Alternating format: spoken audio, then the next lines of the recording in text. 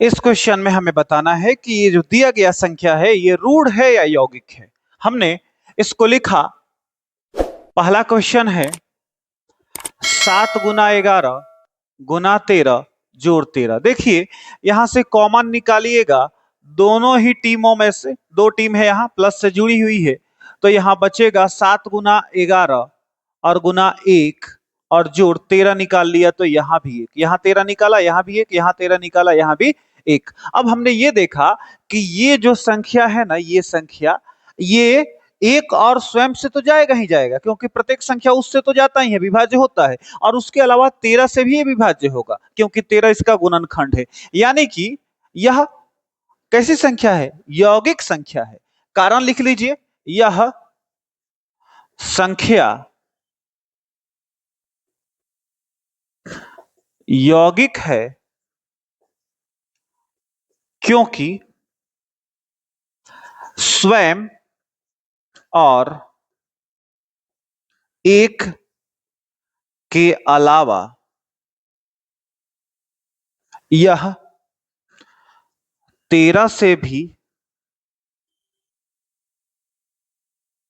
विभाज्य है। बात समझे? दूसरा क्वेश्चन पे आइए। दूसरा क्वेश्चन है 7 × 6 × 5 4 3 2 1 और प्लस 5। यहां पर भी दो टीम है, प्लस से जुड़ी हुई है, दोनों में 5 कॉमन है, कॉमन निकालिए। यहां आएगा 7 6, 5 निकाल लिया तो 1, 4 3 2 1 और यहां से भी 5 कॉमन निकाल लिया तो 1 बच गया, है ना। यहां पर आपने देखा कि ये जो संख्या है वो एक और स्वयं के अलावा 5 से भी विभाज्य है क्योंकि 5 इसका गुणनखंड है, यानी यह यौगिक संख्या होगा। लिख देंगे यह संख्या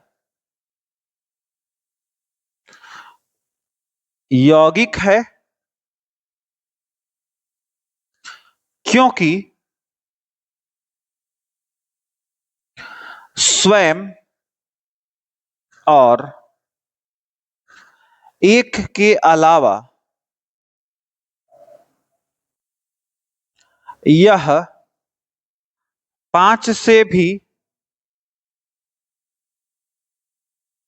विभाज्य है।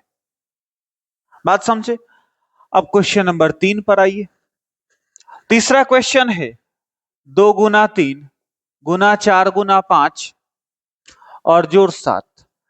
यहां से दोनों टीमों में कोई भी कॉमन नहीं है, कुछ भी कॉमन नहीं। इसका मतलब है कि यह संख्या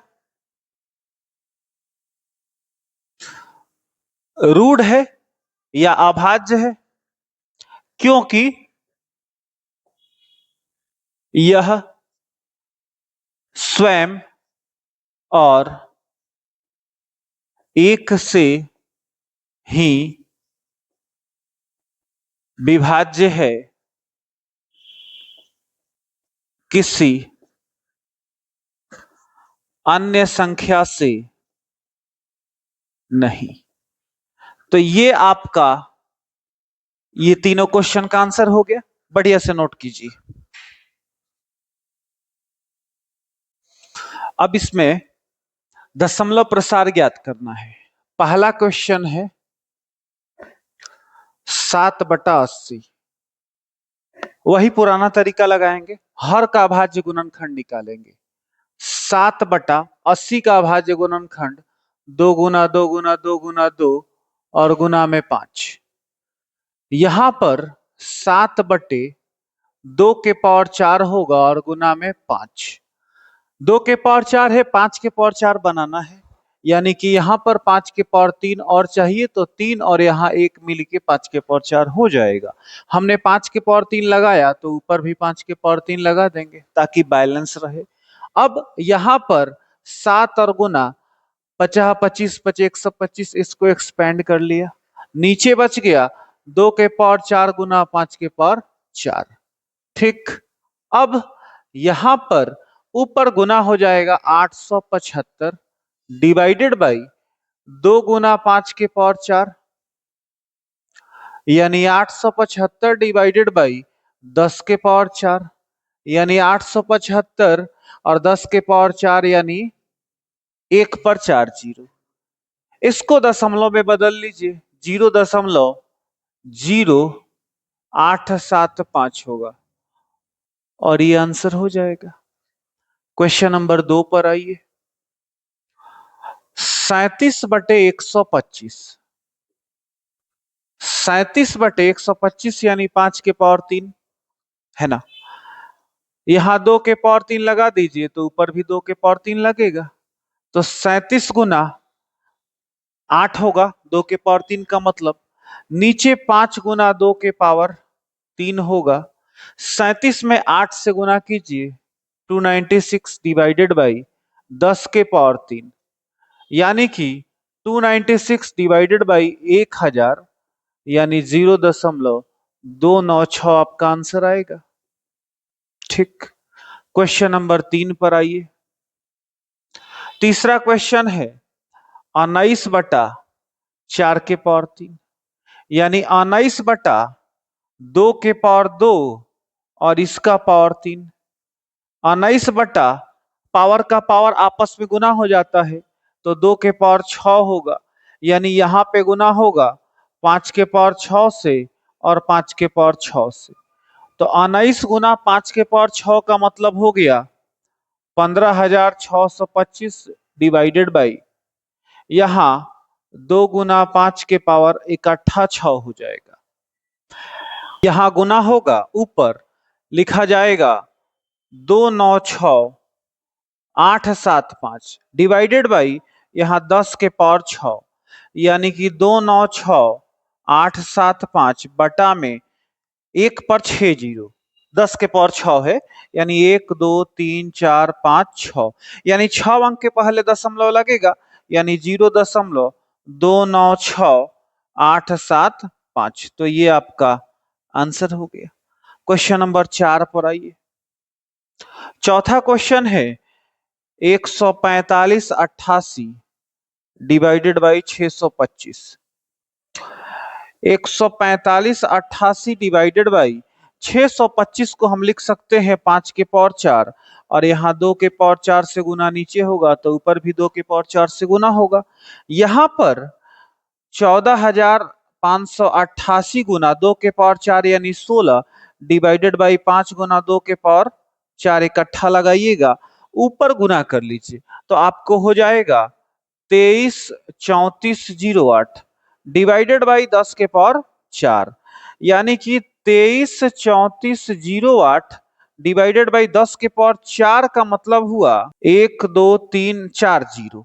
अब इसको दशमलव में बदलिए, 12340 तो 4 अंक के पहले दशमलव लग जाएगा यानी 23.3408 इसका आंसर हो जाएगा। अब आइए लास्ट क्वेश्चन, क्वेश्चन नंबर 5 है। लिखा है 1/7। यहां पर हमने ये देखा कि इसका हर जो है वो 2 के पावर n गुना 5 के पावर m का रूप का नहीं है। नहीं है यानी ये अशांत है। अशांत है तो इसको इस प्रकार से 2 5 के रूप में लाके नहीं कर सकते हैं, यानी भाग देना पड़ेगा। भाग दे दीजिए 7 से 1 में, दशमलव के बदले यहाँ 0, 7 एकम 7, घटा तो 3, दशमलव के बाद 0, 7 चौक 28, घटा तो 2, दशमलव के बदले फिर 0, 7 दूनी 14, घटा तो यहाँ 6, दशमलव के बदले 0, 7 अठे 56, घटा तो यहाँ 4, दशमलव के बदले 0 और यहाँ 7 पचे 35 और घटेगा तो यहाँ 5 बचेगा, दशमलव के बदले यहाँ 0 और 7 सते 49 और घटेगा तो यहाँ 1 बचेगा, यानी वापस से यहाँ 1 आ गया, यहाँ भी 1 था, यहाँ भी 1 आ गया, यानी वापस से ये संख्याएं रिपीट होने चालू हो जाएंगी। यानी हम लिखेंगे अतः 1/7 बराबर 0.142857 और यही संख्या वापस से आ रहा है फिर से, यानी इस पर रेकरिंग लगा देंगे और ये हमारा आंसर हो जाएगा सबका। सिद्ध करें कि √7 एक अपरिमेय संख्या है। इसके उल्टा हम मानेंगे, बिल्कुल तरीका से चला जाएगा लिखेंगे माना √7 एक परिमेय संख्या है ना।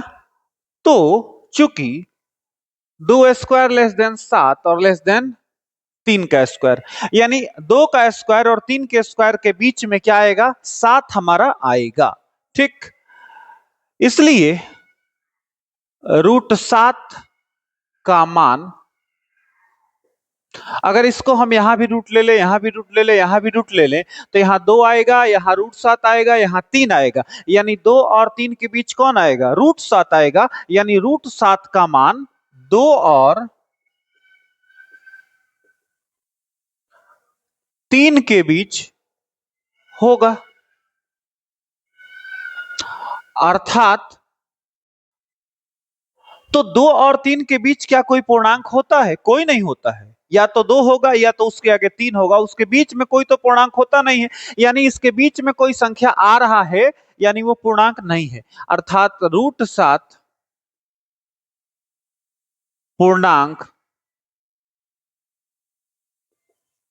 नहीं है। ठीक, अच्छा, फिर माना √7 बराबर हमने p/q मान लिया। क्यों, क्योंकि परिमेय जब मान लिए हैं तो p/q के बराबर होगा। उसके बाद p और q क्या है, जहां p तथा q धन पूर्णांक है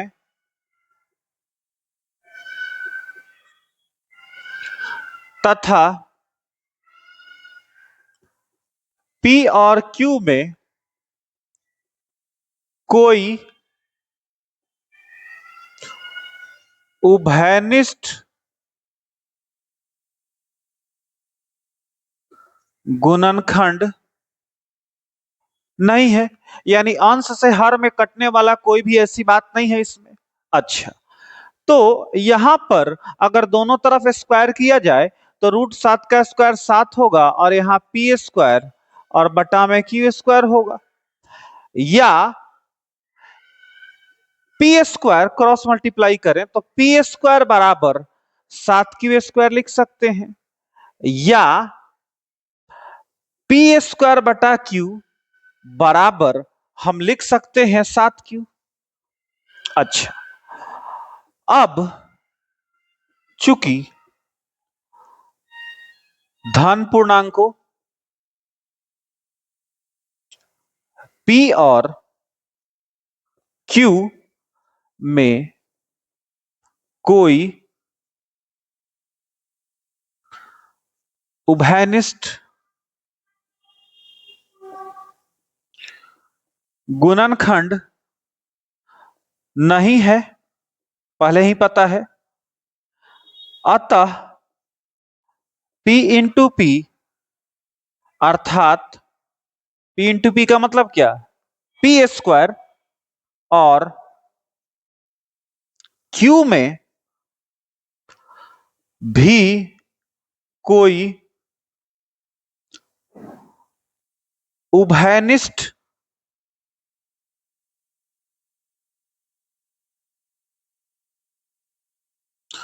गुणनखंड नहीं होगा। ठीक, इसलिए p² बटा q एक भिन्न होगा। जब गुणनखंड है ही नहीं तो भिन्न होगा, लेकिन 7q तो एक पूर्णांक है, लेकिन 7q एक पूर्णांक है। तो इसको आप समीकरण 1 मान लीजिए, और इस समीकरण 1 से चलिए तो समीकरण 1 से अब बताइए कि हमने कहा कि 7q एक पूर्णांक है और p² बटा q के बारे में हमने कहा कि एक भिन्न है, यानी इस समीकरण 1 से हम क्या लिखेंगे कि p² बटा q यानी कि भिन्न बराबर 7q यानी कि पूर्णांक।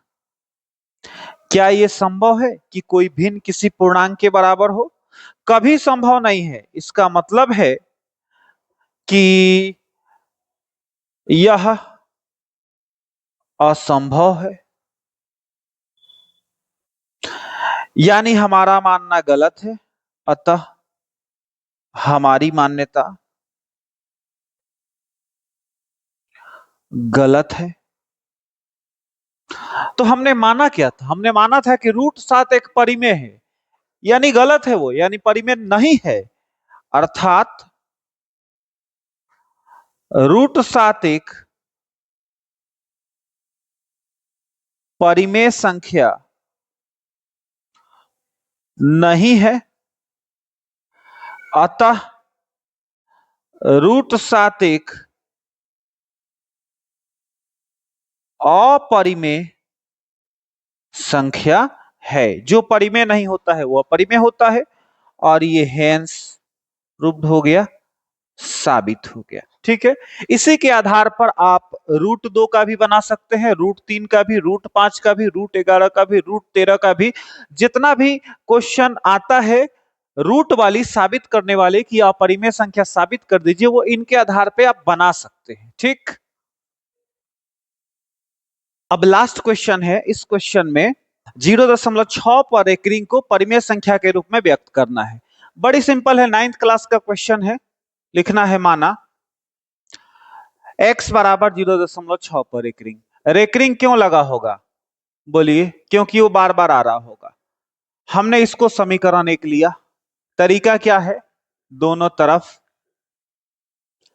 10 से गुना करने पर, एक पर उतने जीरो से गुना किया जाता है दोनों तरफ जितनी अंक रिपीट करते हैं। तो एक अंक रिपीट कर रहा है 6 6 6, सिर्फ एक अंक रिपीट कर रहा है, तो एक पर एक जीरो। ठीक, तो गुना होगा तो 10x, इधर भी 10 से, इधर भी 10 से, यहां 10 से गुना होगा, 1 दशमलव आगे बढ़ जाएगा, यानी 6.66 हो जाएगा। समीकरण 2।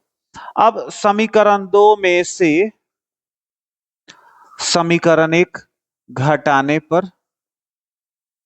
घटाइएगा तो होगा 10x बराबर 6.66 और x बराबर 0.66। यहां भी माइनस, यहां भी माइनस। एक बात आप बोलेंगे कि यहां पे समीकरण 1 में आपने एक 6 कम लिखा है।